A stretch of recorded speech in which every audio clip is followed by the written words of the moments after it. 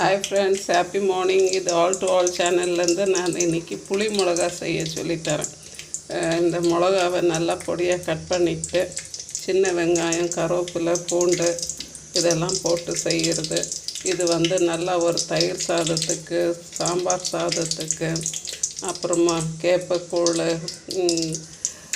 எல்லா கூழ் வெரைட்டிஸ்க்கோ கஞ்சிக்கோ சூப்பராக இருக்கும். வாங்க இது இப்போ எப்படி செய்யலான்னுட்டுன்னு பார்க்கலாம்.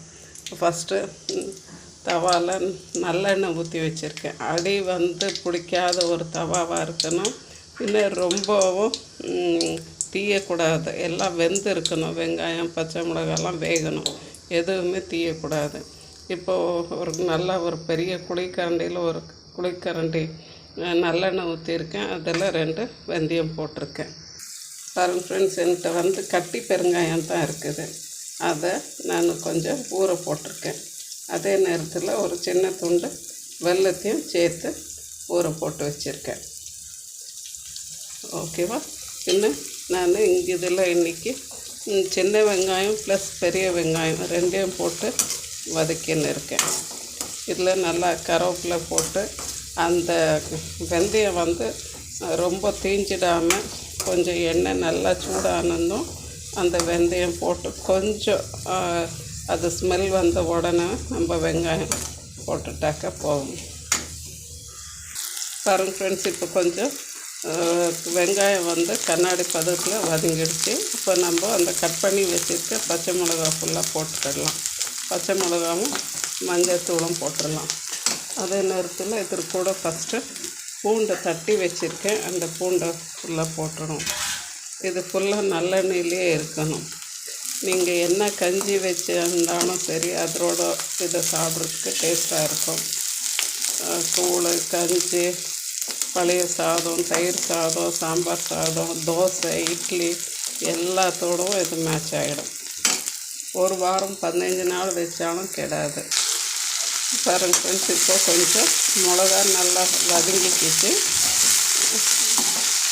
தீயக்கூடாது, எதுவுமே தீயக்கூடாது, வேகணும். அந்த எண்ணெயிலே வேகணும், அவ்வளோதான். இப்போ கொஞ்சம் மஞ்சத்தூளும் உப்புத்தூளும் போட்டுடலாம்.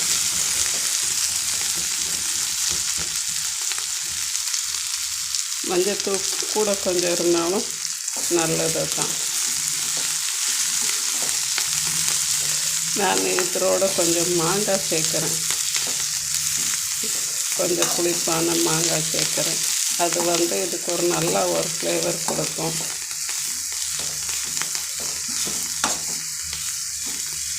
கொஞ்சம் புளியை ஊற போட்டு வச்சுருக்கேன். அதையும் இதில் ஊற்றிக்கிடலாம்.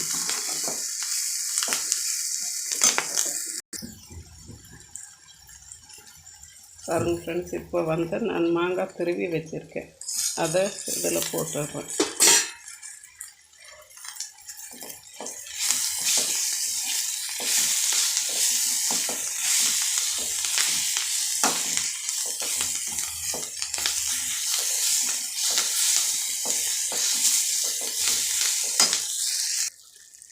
பாருங்கள் ஃப்ரெண்ட்ஸ், இப்போ நான் புளியெல்லாம் ஊற்றியாச்சு. இது நல்லா சுண்டிடக்கூடாது. இதுலேயே இது நல்லா வெந்து வரணும். கொஞ்சம் ஜூஸியாக தான் இருக்கணும். நம்ம தொட்டு சாப்பிட்றதுக்கு தோசை, பின்ன இட்லி எல்லாம் தொட்டு சாப்பிட்ற அளவுக்கு இருக்கணும். அதே நேரத்தில் இந்த புளி, வெங்காயம், பின்ன அந்த எல்லாத்தோடைய ரா ஸ்மெல்லும் போயிடணும். அந்த பச்சை மிளகா ஸ்மெல்லெல்லாம் போயிட்டு ரொம்பவே சூப்பராக இருக்கும். இது எல்லாத்தோடும் மேட்ச் ஆகும்.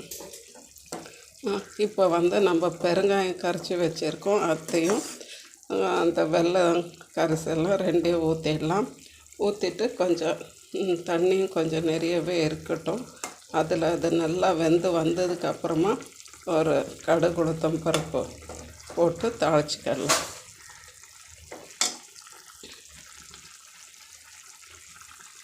இப்போ நான் இந்த பெருங்காயமும் வெல்லமும் கரைச்சி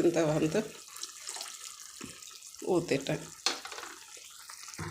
பாருங்கள் ஃப்ரெண்ட்ஸ், நம்மளோட புளி மிளகா ரெடி ஆகிடுச்சு. இந்த பதத்தில் தான் இருக்கணும். அது நல்லா மிளகா வெந்திருக்குது. பின்ன வெங்காயம் வெந்திருக்குது. ஓகேவா? அந்த பூண்டெல்லாம் நல்லா வெந்திருக்குது. இந்த இதில் வந்திருக்கணும். இவ்வளோ லூஸாக தான் இருக்கணும். இது நம்ம தொட்டு சாப்பிட்றதுக்கு நல்லாயிருக்கும். இப்போ நீங்கள் வெறும் நல்லெண்ணெய் காசி ஊற்றினாலும் பரவாயில்ல, இல்லை நல்லெண்ணெயில் கடுகு உளுத்தம் பருப்பு போட்டு தாளித்தாலும் ஓகே தான். இப்போ இதை தாளித்து ஃபினிஷ் பண்ணிக்கலாம். பாருங்கள் ஃப்ரெண்ட்ஸ், இப்போ நம்ம கடுகு உளுத்தம் பருப்பு நல்லெண்ணெயில் நல்லா சூடாகிடுச்சு. இப்போ இதை ஊற்றி வச்சிட்டோன்னாக்கா நம்மளுக்கு ஒரு 15 நாள் ஆனாலும் கெடாது. அதே நேரத்தில் இது எல்லாத்தோட மேட்ச் ஆகிடும். தோசை, இட்லி, கூழுங்க, கஞ்சி, தயிர் சாதம் எல்லாத்தோடும் ரொம்ப சூப்பராக மேட்ச் ஆகும்.